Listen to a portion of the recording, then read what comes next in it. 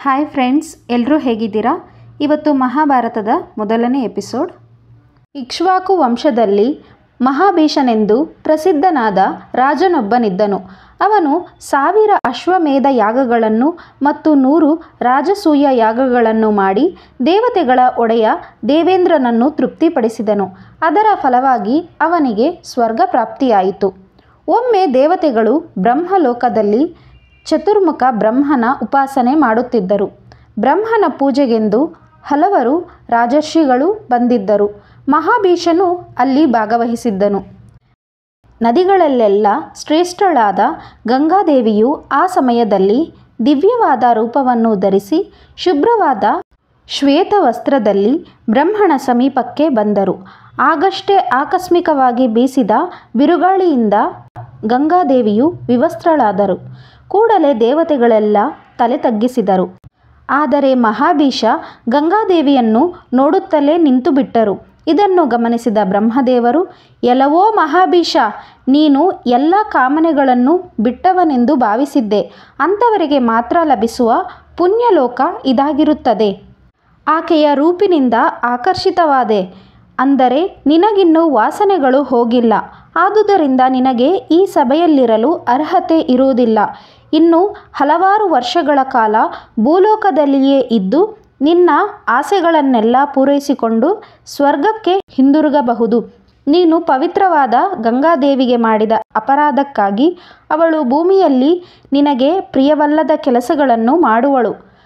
ನೀನು ಎಲ್ಲವನ್ನೂ ಸಹಿಸುವೆ. ಆದರೆ ಎಂದು ನೀನು ಅವಳ ಕೆಲಸಕ್ಕೆ ವಿರೋಧ ವ್ಯಕ್ತಪಡಿಸುವಿಯೋ ಅಂದು ನನ್ನ ಈ ಶಾಪದಿಂದ ಬಿಡುಗಡೆ ಹೊಂದುವೆ. ಹೋಗು ಇಲ್ಲಿಂದ ಎಂದು ಶಾಪ ಪ್ರತಿಶಾಪಗಳೆರಡನ್ನೂ ಕೊಟ್ಟರು. ಮಹಾಭೀಷ ತನ್ನ ಕೃತ್ಯಕ್ಕೆ ಬ್ರಹ್ಮದೇವರು ನೀಡಿದ ಶಾಪ ಪ್ರತಿಶಾಪಗಳೆರಡನ್ನೂ ಕುರಿತು ಆಲೋಚಿಸಿದರು. ಭರತ ವಂಶದಲ್ಲಿ ಜನಿಸಿದ ಪ್ರತಿಶ್ರವಸನ ಮಗನಾದ ಪ್ರತೀಪನು ನೆನಪಾದನು. ತಾನು ಪ್ರತೀಪನಿಗೆ ಮಗನಾಗುವುದು ಲೇಸೆಂದು ಭಾವಿಸಿದರು. ಗಂಗಾದೇವಿಯು ಭೂಲೋಕದ ಕಡೆಗೆ ಹೊರಟರು. ಆಕೆ ಹಾಗೆ ಹೋಗುತ್ತಿರುವಾಗ ತನ್ನ ಹಿಂದೆಯೇ ವೇಗವಾಗಿ ಸ್ವರ್ಗದಿಂದ ಕೆಳಗೆ ಬೀಳುತ್ತಿದ್ದ ವಸುಗಳನ್ನು ನೋಡಿದರು. ಅವರ ಮುಖಗಳು ಬಾಡಿ ಹೋಗಿದ್ದವು. ಸ್ವರ್ಗವಾಸಿಗಳಾಗಿದ್ದ ಅವರು ಹೀಗೇಕೆ ಭೂಲೋಕದತ್ತ ಧಾವಿಸುತ್ತಿದ್ದಾರೆಂದು ಗಂಗೆ ಅವರನ್ನೇ ಕೇಳಿದರು. ಪವಿತ್ರ ಗಂಗೆಯೇ, ನಾವು ಮಾಡಿದ ಒಂದು ಸಣ್ಣ ಅಪರಾಧದಿಂದ ಕೋಪಗೊಂಡ ವಸಿಷ್ಠರು ನಮಗೆ ಶಾಪವನ್ನಿಟ್ಟರು. ನಾವು ಸ್ವೇಚ್ಛೆಯಿಂದ ವಿಹರಿಸುತ್ತಿದ್ದೆವು. ಆಗ ಮಹರ್ಷಿಗಳು ನಿಗೂಢವಾಗಿದ್ದ ಸ್ಥಳದಲ್ಲಿ ಕುಳಿತು ಸಂಧ್ಯೋಪಾಸನೆ ಮಾಡುತ್ತಿದ್ದರು.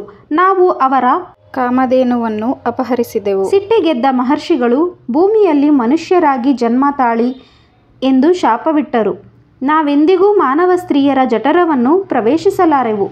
ನಾವಂತೂ ಭೂಮಿಯಲ್ಲಿ ಜನ್ಮ ತಾಳಲೇಬೇಕಿದೆ. ನಮ್ಮ ತಾಯಿಯಾಗಲು ಅರ್ಹತೆ ಉಳ್ಳವರು ಭೂಲೋಕದಲ್ಲಿ ಯಾರೂ ಇರುವುದಿಲ್ಲ. ಆದುದರಿಂದ ನೀನೇ ಮನುಷ್ಯರಾಗಿ ಭೂಮಿಯಲ್ಲಿ ಅವತರಿಸಿ ನಮ್ಮ ತಾಯಿಯಾಗು ಎಂದು ವಸುಗಳೆಲ್ಲರೂ ಗಂಗೆಗೆ ವಿಷಯ ತಿಳಿಸಿ ಪ್ರಾರ್ಥಿಸಿದರು.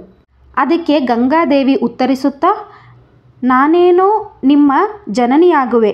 ಆದರೆ ಗರ್ಭದಾನ ಮಾಡಲು ಒಬ್ಬ ಪುರುಷನ ಅಗತ್ಯವಿದೆಯಲ್ಲವೇ?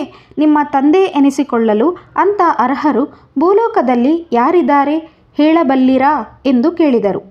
ಅಮ್ಮ, ಈ ಬಗ್ಗೆ ಈಗಾಗಲೇ ನಾವು ತೀರ್ಮಾನಿಸಿ ಆಗಿದೆ.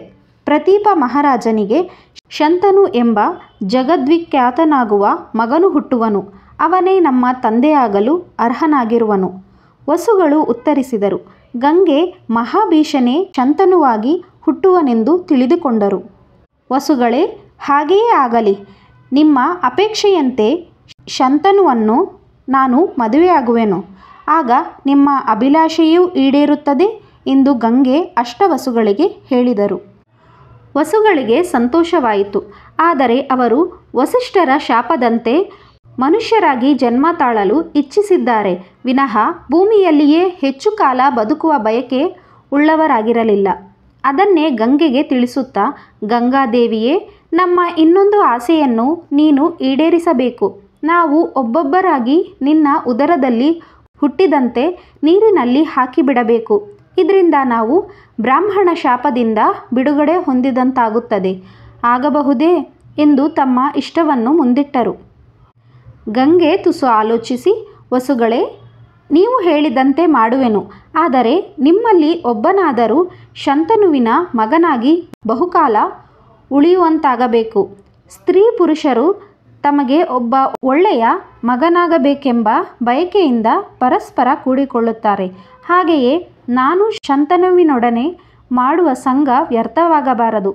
ಆದುದರಿಂದ ಒಬ್ಬನಾದರೂ ಪುತ್ರ ಉಳಿದುಕೊಳ್ಳಲೇಬೇಕು. ನೀವು ನನ್ನ ನಿಬಂಧನೆಗೆ ಒಪ್ಪುವುದಾದರೆ ನಾನು ನಿಮ್ಮ ತಾಯಿಯಾಗುವೆನು ಎಂದು ಹೇಳಿದರು. ಅದಕ್ಕೆ ವಸುಗಳು, ಮಾತೆ, ನೀವು ಹೇಳಿದಂತೆಯೇ ಆಗಲಿ. ನಮ್ಮ ಶಕ್ತಿಯ 8ನೆಯ ಒಂದಂಶವನ್ನು ಒಟ್ಟಾಗಿ ಕೂಡಿಸಿ ಒಬ್ಬ ಮಗ ಹುಟ್ಟುವಂತೆ ಮಾಡುತ್ತೇವೆ. ಅವನು ತಂದೆಗೆ ಬಹುಪ್ರಿಯನಾಗುವನು, ಆದರೆ ಅವನ ಸಂತತಿಯು ಮುಂದುವರಿಯುವುದಿಲ್ಲ. ಆ ನಿನ್ನ ಮಗನು ಅಪುತ್ರವಂತನಾಗಿ ಸಾವನ್ನಪ್ಪುತ್ತಾನೆ. ಇದಕ್ಕೆ ನೀನು ಒಪ್ಪಬೇಕು ಎಂದು ಕೇಳಿಕೊಂಡರು. ಗಂಗಾದೇವಿ ವಸುಗಳ ಮಾತಿಗೆ ಒಪ್ಪಿದರು. ಆ ಬಳಿಕ 8 ವಸುಗಳು ಅಲ್ಲಿಂದ ಬೇಗನೆ ಹೊರಟು ಹೋದರು. ಈ ವಿಡಿಯೋ ನಿಮಗೆ ಇಷ್ಟ ಆಗಿದ್ದರೆ ವಿಡಿಯೋನ ಲೈಕ್ ಮಾಡಿ, ಶೇರ್ ಮಾಡಿ, ನಮ್ಮ ಚಾನಲ್ನ ಸಬ್ಸ್ಕ್ರೈಬ್ ಮಾಡ್ಕೊಳ್ಳಿ. Thank you for watching.